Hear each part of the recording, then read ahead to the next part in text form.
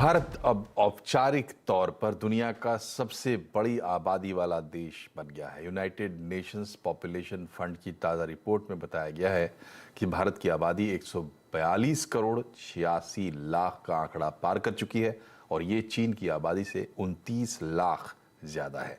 1950 के बाद जब से यूएन ने पॉपुलेशन डेटा रिलीज करना शुरू किया है, ये पहली बार है जब भारत चीन से आगे है। दूसरी तरफ 2022 में पहली बार चीन की आबादी में 8.5 लाख की गिरावट आई है। अलग अलग आयु वर्ग के हिसाब से देखें तो 25% आबादी बच्चों की है, वहीं वर्कफोर्स के लिहाज से 15 से 64 साल आयु वर्ग में सबसे ज्यादा 68% लोग हैं। डीजी यात्रा के बाद अब एविएशन में अगली बड़ी चीज होने जा रही है बॉडी स्कैनर। सरकार कुछ चुनिंदा एयरपोर्ट्स पर इसके ट्रायल के बाद अब इसे कई और एयरपोर्ट्स पर लागू करने जा रही है। क्या है बॉडी स्कैनर और ये कैसे बदलेगा हमारी यात्रा को, जानने के लिए चलते हैं रोहन सिंह के पास। बताइए रोहन। जी, डीजी यात्रा के बाद जो अगली नई टेक्नोलॉजी आप एयरपोर्ट्स पे देखेंगे वो है बॉडी स्कैनर। दो एयरपोर्ट्स, दिल्ली के इंदिरा गांधी अंतर्राष्ट्रीय एयरपोर्ट और हैदराबाद एयरपोर्ट्स, इन पर ट्रायल किया गया था बॉडी स्कैनर का और उसका जो फीडबैक आया है वो काफ़ी पॉजिटिव रहा है। और इसके आधार पर करीब 16 से 18 ऐसे एयरपोर्ट होंगे जहाँ बॉडी स्कैनर्स लगाए जाएंगे। ये बहुत ही, इसमें ह्यूमन इंटरवेंशन की बहुत ज़रूरत नहीं पड़ती है। एक स्कैनिंग मशीन होती है, यहाँ से आप पास करते हैं और अगर कोई भी मेटेलिक आइटम आपके अंदर है तो वो डिटेक्ट कर लेती है ये मशीन। और अगर आपके पास कोई ऐसी मेटेलिक चीज़ नहीं है तभी आप इसको क्रॉस कर पाते हैं। दुनिया के कई देशों में ये इस तरह की तकनीक का इस्तेमाल होता है। भारत भी इसे लागू करने के लिए तैयार है। इसको लेकर कुछ प्राइवेसी को लेकर कंसर्न्स थे, जिसकी वजह से जो शुरुआत में इसे पूरी तरह से वैकल्पिक रखा जाएगा। यानी कि अगर आप इसका इस्तेमाल करना चाहते हैं तो ठीक है, अगर नहीं करना चाहते हैं तो आप जो नॉर्मल फ्रिस्किंग होती है उसके जरिए आप इसको कर सकते हैं। लेकिन जिस तरह से डीजी यात्रा हमने देखा कि कई लोग इसका इस्तेमाल कर रहे हैं, तो उम्मीद की जा रही है कि लोग अपना समय बचाने के लिए, फ्रिस्किंग से बचने के लिए बॉडी स्कैनर का भी इस्तेमाल करेंगे। तो एयरपोर्ट्स का चुनाव फिलहाल किया जा रहा है और जो हाई रिस्क एयरपोर्ट है जहां सुरक्षा की ज़्यादा ज़रूरत है, शुरुआत में ये उन्हें वहां इंस्टॉल किया जाएगा क्योंकि इसका जो एक्यूरेसी लेवल है वो बहुत ज़्यादा है। अब कब से ये शुरू होगा तो 2023 के अंत में से इसके रोल आउट करने की बात की जा रही है और अधिक से अधिक 2024 के पहले कुछ महीनों में आपसे देश के कुछ चुनिंदा एयरपोर्ट्स पर लागू होता हुआ देखेंगे। शुक्रिया रोहन। और सीएनबीसी आवाज की एक और खबर पर मुहर लगी है। आज कैबिनेट की बैठक में नेशनल क्वांटम मिशन और सिनेमेटोग्राफ एक्ट में बदलाव को मंजूरी दी गई है। क्वांटम टेक्नोलॉजी में R&D को बढ़ावा मिलेगा और इसके लिए 6030 करोड़ रुपए की योजना को कैबिनेट ने मंजूरी दी है। इसके साथ ही सिनेमेटोग्राफ एक्ट 1952 में भी बदलाव कर दिए गए हैं। फिल्म जगत एक ऐसा जगत है जहां पर भारत की कला, संस्कृति, साहित्य और a country who is known for story telling, वो दुनिया भर में उसकी छाप अपनी कला, संस्कृति और ये फिल्म इंडस्ट्री के कारण भी है। और पायरेसी कहीं ना कहीं उसको बहुत बड़ा नुकसान करती थी। हजारों करोड़ का नुकसान दर्शाया गया है मीडिया एंटरटेनमेंट इंडस्ट्री के नाते। तो आज कैबिनेट ने उस दिशा में एक अनुमति दी है कि आने वाले सेशन में सिनेमाटोग्राफ एक्ट 2023 लाया जाएगा। अनेकों पाथ ब्रेकिंग डिसीजंस जैसे अंतरिक्ष को खोल देना फॉर प्राइवेट पार्टिसिपेशन, जैसे जियो स्पेशल की नई पॉलिसी लाना, उस कड़ी में यदि आप देखेंगे तो सबसे महत्वपूर्ण, या I think one of the first 2 or 3 most important decision in the last 9 years of the Modi regime is the launch of the National Quantum Mission। और इसका भारत के संदर्भ में क्या महत्व है और इसका अर्थ क्या है। यहाँ तक हम महत्व की बात करें तो India today is one of the biggest utilisers of information technology, और otherwise we can say we are the biggest stakeholders also as far as information technology is concern. और कैबिनेट के इन दोनों फैसलों को समझने के लिए चलते हैं। हमारे सहयोगी लक्ष्मण रॉय हमसे जुड़ गए हैं। लक्ष्मण जी, बताइए एक एक करके कि ये इनकी डिटेल क्या है, खास करके ये जो क्वांटम मिशन है इसमें किस टेक्नोलॉजी की बात हो रही है। देखिए, दरअसल क्वांटम मिशन जिसको कैबिनेट ने मंजूरी दी है पहली बात कि इसके रिसर्च एंड डेवलपमेंट पे सरकार खर्च करेगी और 6,000 करोड़ रुपए खर्च करेगी। अब आप पूछेंगे कि टेक्नोलॉजी है क्या और इससे फ़ायदा क्या होगा, तो सुनने में तो बड़ा तकनीकी लगता है, लेकिन बहुत ही साधारण सी बात है। अभी जो भी सूचनाओं का आदान प्रदान होता है इंफॉर्मेशन टेक्नोलॉजी के जरिए, उसमें कहिए तो एक एटम के जरिए सारा वेव गुजरता है। अब क्वांटम टेक्नोलॉजी में क्या होगा, उस एटम का सब एटम होगा, यानी उस परमाणु का एक छोटा सा कण होगा, उसके जरिए गुजरेगा और उस टेक्नोलॉजी का इस्तेमाल किया जाएगा। उससे फ़ायदा क्या होगा, तो उस फायदे को बहुत ही सटीक भाषा में आप समझिए कि अभी मान लिया जाए कोई हम एक्सरे मशीन पे जाते हैं या फिर MRI CT स्कैन करते हैं, उसमें हम चाहें तो जितना ज़्यादा महीन किसी एक प्रिसाइज लोकेशन के बारे में जानकारी जुटाना चाहते हैं, अभी उतना नहीं जुट पाता है। अब इस क्वांटम टेक्नोलॉजी के जरिए वो लोकेशन आप ढूंढ पाएंगे आराम से। मान लिया जाए कैंसर के ऑपरेशन में देखते होंगे कि पूरा ऑपरेशन करके उस सेल को निकाला जाता है।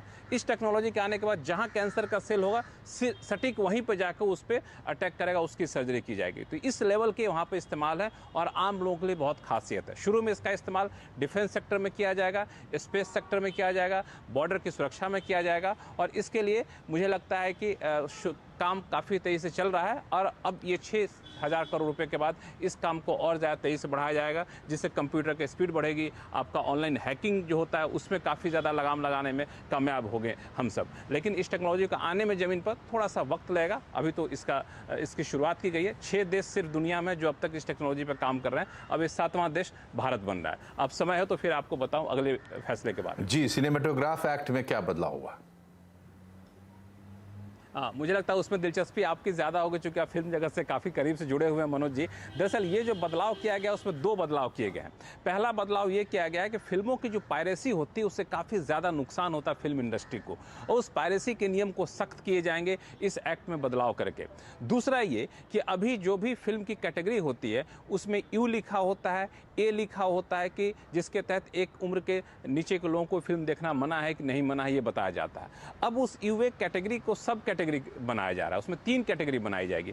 एक 7 साल तक के लिए लोग जिस फिल्म को नहीं देख सकते हैं, एक 13 साल तक के लिए जो लोग उस फिल्म को नहीं देख सकते हैं, एक 16 साल तक के लिए जो लोग उस फिल्म को नहीं देख सकते हैं। तो फिल्म को अलग अलग कैटेगरी के हिसाब से कैसे कैटेगराइज किया जाए, इसका ये प्रावधान किया जाएगा। इस प्रावधान को कैबिनेट से तो मंजूरी मिल गई है, लेकिन लागू नहीं हुआ है क्योंकि एक्ट है। संसद के अगले सत्र में इसको संसद से मंजूरी मिलेगी, उसके बाद ये लागू होगा। लेकिन ये फिल्म इंडस्ट्री के लिए बहुत बड़ा कदम माना जा रहा है। बहुत बहुत शुक्रिया आपका लक्ष्मण जी, तमाम बातें बहुत विस्तार से समझाने के लिए। और अब बात करते हैं बाजार की।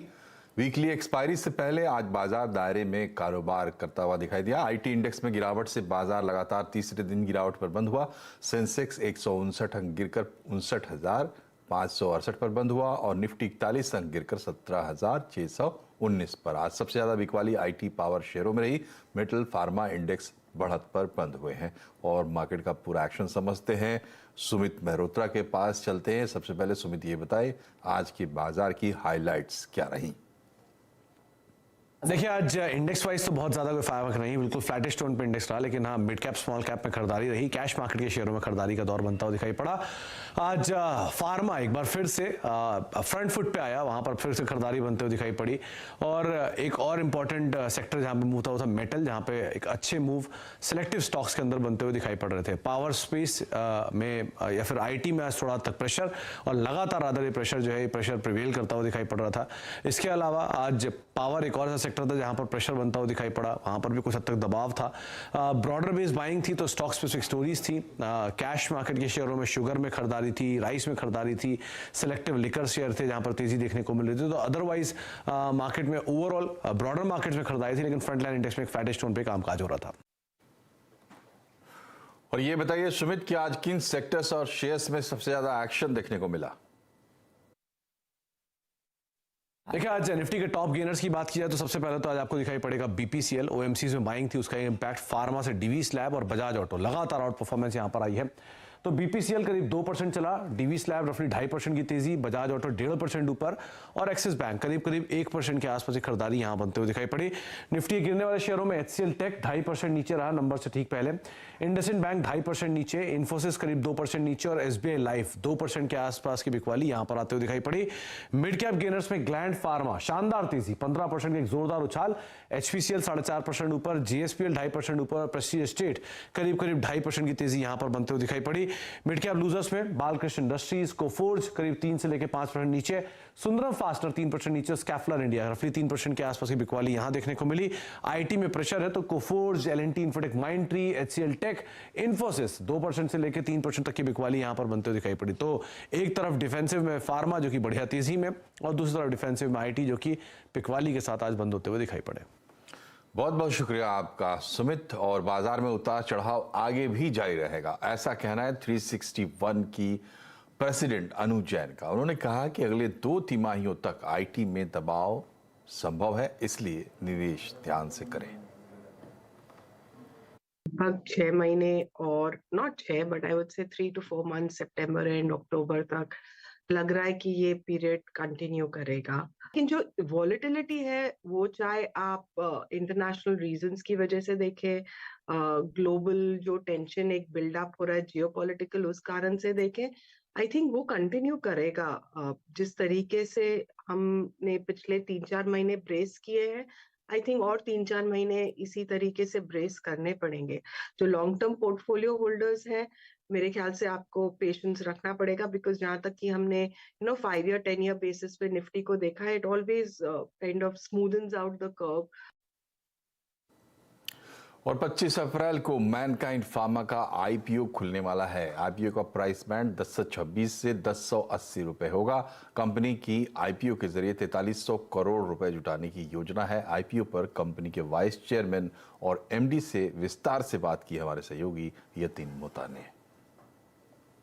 आईपीओ के बारे में बात करें तो कंपनी के बैलेंस शीट पे बहुत अच्छा कैश है, कोई कैपेक्स की आपको रिक्वायरमेंट नहीं है, फिर भी आप आईपीओ करने वाले हैं। क्या रीजन है आईपीओ करने का और कितना आप रेज करने वाले हैं आईपीओ के जरिए?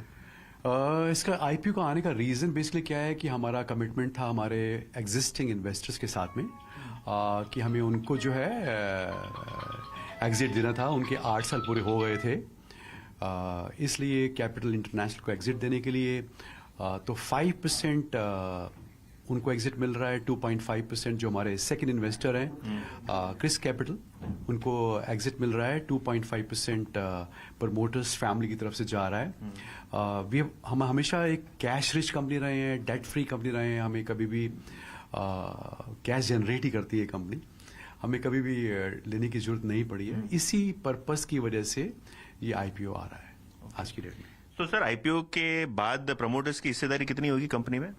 आईपीओ होने के बाद प्रमोटर्स की जो हिस्सेदारी हो जाएगी वो हो जाएगी 76.5%। इसका मतलब क्या है कि हमें 3 साल के अंदर 1.5% और बेचना पड़ेगा मार्केट के अंदर, जस्ट टू ब्रिंग हमारी जो हिस्सेदारी को 75% से नीचे लाने के लिए। तो सर लोग एक कंप्लेन ये करते हैं मैनकाइंड के बारे में कि कंपनी फार्मा है लेकिन जो आप आईपीओ ला रहे हैं वैल्यूएशन एफएमसीजी का मांग रहे हैं, तो वैल्यूएशन पे क्या कमेंट रहेगी? और आप खुद को क्या एक फार्मा कंपनी देखते हैं या एक कंज्यूमर फेसिंग एफएमसीजी कंपनी देखते हैं? पिछले 2 महीने के अंदर हम बहुत सारे फॉरेन इंस्टीट्यूट से मिले, बहुत सारे डोमेस्टिक फंड से मिले, हमारे बैंकर्स ने सबसे डिस्कशन किया है और उसी बेसिस पर बैंकर्स ने, म्यूचुअल फंड्स ने, फाइनेंशियल इंस्टीट्यूट्स ने, फॉरेन इंस्टीट्यूट्स ने मिलकर जो वैल्यू हमें दी है वो हम वही ले रहे हैं। भारतीय शेयर बाजार शुरू होने से पहले हर निवेशक और ब्रोकर एसजीएक्स निफ्टी पर नजर जरूर रखता है। सिंगापुर से अब एसजीएक्स निफ्टी का पूरा ऑपरेशन गिफ्ट सिटी गांधीनगर में शिफ्ट होगा। इसे गिफ्ट सिटी निफ्टी कहा जाएगा। क्या है इसके खास पहलू, इस पर हमारे संवाददाता केतन जोशी ने बातचीत की एनएसई इंटरनेशनल एक्सचेंज के एमडी और सीईओ बी बाला से। एनएसई इंटरनेशनल एक्सचेंज के एमडी और सीईओ बाला साहब इस वक्त हमारे साथ हैं। सर बताइए कि अब एसजीएक्स निफ्टी को गिफ्ट सिटी में कब ला रहे हो?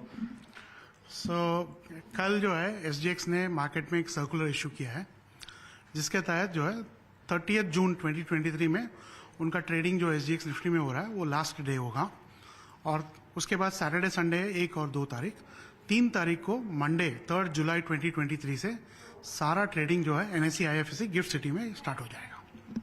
तो सर मॉडल किस तरह से रहेगा, क्योंकि एसजीएक्स निफ्टी भी बड़े पैमाने पर काम कर रही है, क्या कोलैबोरेशन हुआ है एनएसई इंटरनेशनल एक्सचेंज और एसजीएक्स निफ्टी के बीच? जैसे आपको पता है एनएससी और एसजीएक्स के बीच में एक समझौता हुआ है, कोलैबोरेशन एग्रीमेंट साइन किया था। उसके तहत जो है NSC IFSC SGX connect launch हुआ था लास्ट ईयर जुलाई में। हमारे प्रधानमंत्री जी ने उन्होंने इसका इनॉग्रेशन किया था और अब वो एग्रीमेंट पूरी तरह अभी कल्मिनेट होके ये 3 जुलाई से पूरा जो निफ्टी का जो ट्रेडिंग जो सिंगापुर में हो रहा था, जो फॉरेन के जो पोर्टफोलियो इन्वेस्टर्स और फॉरेन इन्वेस्टर्स ट्रेड कर रहे थे, वो सारा चीज़ जो है कम्प्लीटली माइग्रेट होके हमारे इधर आ जाएगा। इससे क्या हो जाएगा, ऑनशोरिंग द ऑफशोर, जो बाहर ट्रेड हो रहा था वो ऑनशोर हो जाएगा। तो ये बहुत बड़ी उपलब्धि है हमारे लिए। एक गलत खबर की कीमत 6,000 करोड़ रुपए, चौंक गए ना। लेकिन ये सही है और वाकया है अमेरिका का। फॉक्स न्यूज ने वोटिंग मशीन पर झूठे दावे और झूठी खबर अफवाह चलाई और इसकी कीमत उन्हें 6,000 करोड़ रुपए भरने पड़े।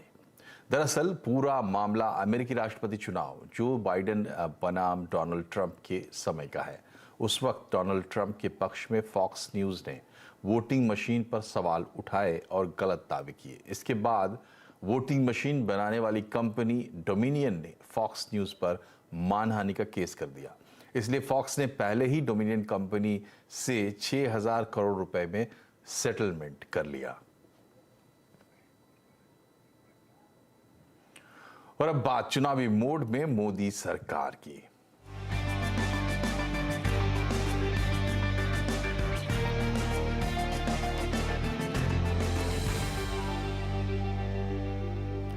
चुनाव से पहले मोदी सरकार आम लोगों के लिए बड़े तोहफे की तैयारी कर रही है। अब तक हमने आपको बताया था कि अगले 1 साल में 8 लाख से ज़्यादा नौकरियां मिलेंगी।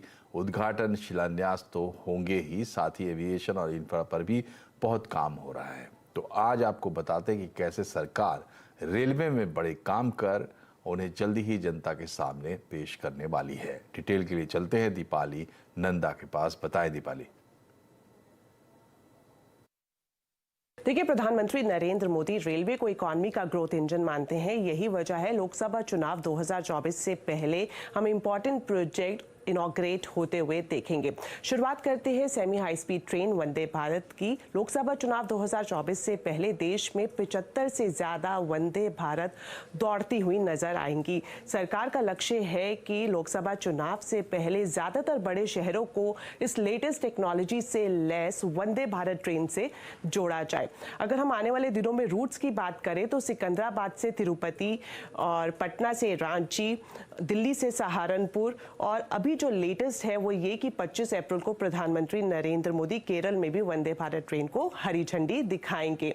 अब बात कर लेते हैं एक ऐसे प्रोजेक्ट की जो नेशनल इंपॉर्टेंस रखता है और ये है उधमपुर कटरा श्रीनगर बारामूला रेलवे लाइन। इस पर काफी तेजी से काम चल रहा है क्योंकि कश्मीर घाटी को रेलवे के मुख्य नेटवर्क से जोड़ने के लिए ये प्रोजेक्ट काफी मददगार साबित होगा। और इस पूरे प्रोजेक्ट की जो अहम कड़ी है वो है चेनाब ब्रिज, जो लगभग बनकर तैयार हो गया है। 2024 से पहले ये भी शुरू हो जाएगा। अब इसके बाद बात करते हैं प्रधानमंत्री नरेंद्र मोदी के ड्रीम प्रोजेक्ट बुलेट ट्रेन की। 2024 से पहले इस प्रोजेक्ट से जुड़े जितने भी इंपॉर्टेंट टेंडर हैं वो अवार्ड किए जाएंगे। हालांकि हमने देखा कि देरी हुई, महाराष्ट्र में लैंड एक्विजिशन में दिक्कत आई, लेकिन अब काफी तेजी से काम चल रहा है और लक्ष्य रखा गया है 2026 तक देश में बुलेट ट्रेन को चलाने का। शुक्रिया दीपाली। और यहाँ रुक रहे एक छोटे से ब्रेक के लिए, लेकिन खबरें भी और भी हैं, बने रहिए हमारे साथ।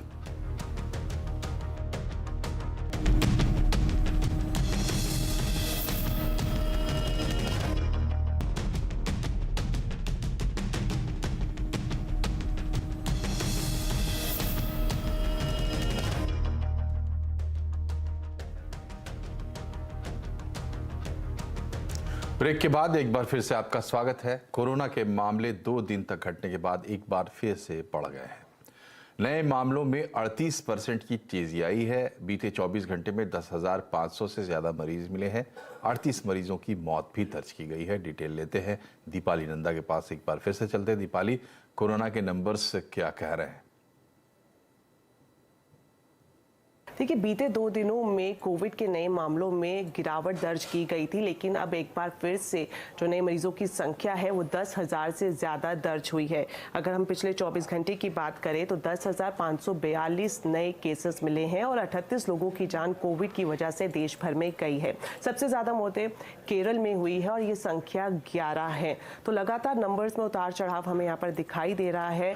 और अगर हम राज्यों के हिसाब से कोविड की स्थिति को देखें तो महाराष्ट्र, दिल्ली, केरल, कर्नाटक और उत्तर प्रदेश, यहाँ पर जो संक्रमण दर है वो पिछले 3 से 4 हफ्तों में कई शहरों में, कई डिस्ट्रिक्ट्स में दुगनी होती हुई भी दिखाई दी है। आंकड़ों के हिसाब से अगर मैं पिछले 24 घंटे का आपको ब्यौरा दूं तो केरल में 2041, दिल्ली में 1537, महाराष्ट्र में 949, कर्नाटक में 389, तमिलनाडु में 527 और उत्तर प्रदेश में 818 नए मरीज दर्ज हुए हैं। हालांकि सरकार पहले ही ये साफ कर चुकी है कि अभी कुछ और दिन ये वायरस म्यूटेट करेगा। यही वजह है कि जो नए मरीजों की संख्या है इसमें लगातार हमें उतार चढ़ाव दिखाई दे रहा है। शुक्रिया दीपाली। इधर कर्नाटक में 10 मई को होने वाले विधानसभा चुनाव को देखते हुए बीजेपी पूरे एक्शन में। आज बीजेपी ने अपने स्टार प्रचारकों की लिस्ट जारी कर दी। इसमें पीएम मोदी, गृहमंत्री अमित शाह और उत्तर प्रदेश के मुख्यमंत्री योगी आदित्यनाथ समेत 40 नाम शामिल है। इस बीच अपना नामांकन दाखिल करने से पहले सीएम मुंबई ने हावेरी में रोड शो किया। बीजेपी राष्ट्रीय अध्यक्ष जेपी नड्डा और कन्नड़ एक्टर किच्चा सुदीप भी इसमें शामिल थे। इस दौरान सभा में जेपी नड्डा ने कांग्रेस पर जमकर निशाना साधा और कांग्रेस को करप्शन मशीन बताया। कांग्रेस का मतलब है कमीशन, कांग्रेस का मतलब है करप्शन, कांग्रेस का मतलब है क्रिमिनलाइजेशन। जब मैं करप्शन कहता हूं तो कांग्रेस के चाहे कोई भी नेता हो, यह नेता नहीं है, ये एटीएम को चलाने वाले लोग हैं। अब एटीएम क्या है? एटीएम है ऑटोमेटिक ट्रांसफर ऑफ मनी। आप इनको बैठाओगे, यहां से मोदी जी पैसा भेजेंगे और यहां से पैसा दिल्ली कांग्रेस को ट्रांसफर होगा। अतीक अहमद और अशरफ हत्याकांड मामले में यूपी प्रशासन का लगातार एक्शन में दिखाई दे रहा है। इस मामले में अब 5 और पुलिसकर्मियों को सस्पेंड कर दिया गया है। इसमें शाहगंज थाने के प्रभारी 2 सब इंस्पेक्टर और 2 कांस्टेबल शामिल हैं। दरअसल एसआईटी ने इन सभी पुलिसकर्मियों से पूछताछ की। इसके बाद घटनास्थल पर सतर्कता पर नहीं बरतने और लापरवाही पाए जाने पर यह कार्रवाई की गई है। वहीं दूसरी तरफ इस हत्याकांड को अंजाम देने वाले तीनों शूटर्स को आज प्रयागराज कोर्ट में पेश किया गया, जहां से उन्हें 4 दिन की पुलिस रिमांड पर भेजा गया है। अब पुलिस उनसे मर्डर और हथियार को लेकर सवाल करेगी। खबर यह भी है कि पुलिस इन आरोपियों को वारदात वाली जगह पर ले जा सकती है। यूपी में गुंडों और माफिया के खिलाफ योगी सरकार ने बड़ा अभियान छेड़ रखा है। क्या यूपी में गुंडा राज का अंत नजदीक है? आज आवाज अड्डा में इसी पर होगी बड़ी चर्चा, शाम 7:57 पर।